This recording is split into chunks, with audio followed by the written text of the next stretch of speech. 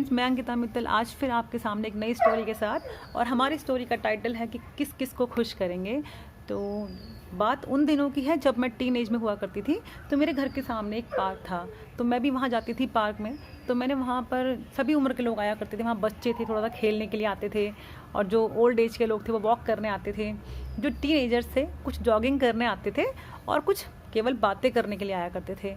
तो वहाँ पर एक लेडी आया करती थी जो बहुत ही मुझे प्रिटी लगती थी। उनका जो लेडी का तैयार होने का तरीका था, वाइट कलर की साड़ी, उस पर ब्लू कलर के फ्लावर्स, स्लीवलेस ब्लाउज़, और सीधे हाथ में एक सोबर सी घड़ी, warm smile with red lipstick, जिसको देखकर मुझे बहुत पसंद आती, मैं खुश हो जाती थी उनको देखकर कि वो मतलब कितना सोबर और कितना अच्छी पर्सनालिटी थी। उनको देखकर मैं भी फ्रेश फील करती थी। बाल उनके बिल्कुल वाइट थे, लेकिन सलीके से टाइट थे, तो वो बहुत अच्छे से तैयार होकर रहती थी। और जब तक वो पूरे ग्राउंड के 10 चक्कर नहीं लगा लेती थी, तब तक वो चेयर पर आकर बैठती भी नहीं थी। तो ऐसे ही बस मैं उनको पसंद करती थी, तो हम जाते थे, वो भी मुझसे मिलती थी, लेकिन हमने बात कभी नहीं की एक दूसरे से। बस मैं उनसे इम्प्रेस थी, तो मैं उनको देखने ज़रूर जाया करती थी। अब ऐसे ही कुछ दिन चलता रहा, तो घर पर बैठे थे हम, बारिश पड़ रही थी, तो मेरी दादी ने कहा कि चलो आज महफिल से जाते हैं। तो माँ चाय और पकौड़े बना कर ले आई, और फिर हम लोगों ने साथ में बैठे और खाने शुरू करे। अब अगर 3 लेडी साथ बैठकर बातें कर रही हैं, तो कोई चौथी चर्चा का विषय ज़रूर होगी। कभी माँ ने किसी की चर्चा करी, कभी दादी ने किसी की चर्चा करी, तो मेरे मुंह से भी उन आंटी के लिए जो थोड़ा मेरे मन में प्यार था वो बाहर आ गया। तो मेरा इतना कहना ही था कि वो आंटी कितनी सोबर पर्सनालिटी है और मुझे बहुत पसंद है। मेरी दादी के तो जैसे गले में पकौड़ी अटक गई और चाय में उनकी नमक डल गया हो। वे तो बहुत गुस्से से बोली, चुप बेवकूफ़ लड़की, तेरे को पता है विधवा है वो, और उसके बाद भी कितना तैयार होकर रहती है। स्लीवलेस ब्लाउज़ पहनती है, लाल रंग की लिपस्टिक लगाती है, और तो और कभी कभी तो वो काजल और बिंदी भी लगाती है।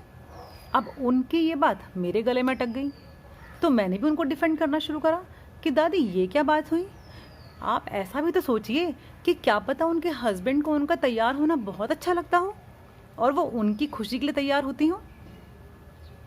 तो इस तरह से कुछ बातें करके मैंने बचा लिया, जबकि ऐसी बात नहीं थी कि मेरी दादी को तैयार होने का शौक़ नहीं था। उन्हें भी बहुत शौक़ था।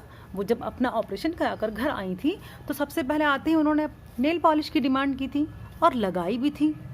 फिर पता नहीं उन्होंने ऐसा क्यों विचार रखा अपने मन में कि जो वो आंटी हैं वो तैयार ना हो। ये जो अवधारणा है ये बहुत ही ज़्यादा गलत है कि एक लेडी को तैयार होने का अधिकार है, वो तैयार हो सकती है। चलिए कोई बात नहीं, कुछ दिन बीते, ऐसे ही आगे बढ़ते गए, आगे बढ़े, तो मेरे पैर में थोड़ी सी चोट लग गई, जिसके लिए मैं कुछ दिन के लिए बेड पर थी। तो आंटी थी मुझसे मिलने के लिए आई। उनको देखकर मैं भी बहुत खुश हुई और वे भी बहुत खुश हुई, और वो वही अपनी warm smile with red lipstick, और आते ही वो मुझसे बोली, oh pretty girl, why a pretty girl like you on the bed, चल खड़ी हो जा, मिस इंडिया के कंपटीशन में जाना है। इतना सुनना था कि मैंने भी कमेंट का उनके रिप्लाई कर दिया कि अरे आंटी, मेरे लिए तो मिस वर्ल्ड इस सारी दुनिया में सबसे ज़्यादा खूबसूरत आप ही हैं, कि मैं तो आप ही को मिस वर्ल्ड समझती हूँ। फिर क्या था, वो आंटी बहुत ज़ोर से खिलखिलाकर हंसी और बहुत ज़ोर से ठहाका लगाया, जैसे कि वो जानती थी कि उनका वॉक करना, उनका तैयार होना, उनका अच्छे से रहना लोगों को कहीं ना कहीं खलता है। लेकिन फिर भी वो अपने मन को खुश रखने के लिए और अपने हस्बैंड की इच्छा के लिए तैयार होती थी, बिना किसी की परवाह किए वो जिंदा दिल बनकर रहती थी। कुछ देर हमने बातें की, तो जाते जाते वो मुझे बाय कहकर नहीं गई, बल्कि कुछ सीख देकर गई।